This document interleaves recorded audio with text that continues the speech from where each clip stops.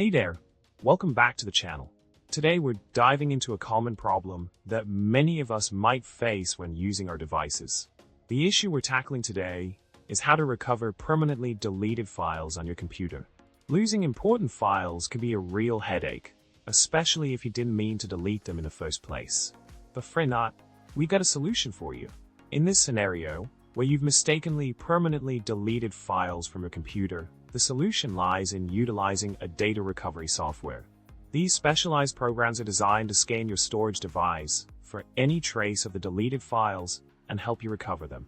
By using a reliable data recovery software, you can increase your chances of retrieving those important documents, photos, or videos that you thought were lost for good. It's important to note that the success of file recovery largely depends on how quickly you act. The sooner you run the data recovery software after realizing the files are deleted, the higher the likelihood of a successful recovery. Remember, the files are not truly gone until they have been overwritten by new data.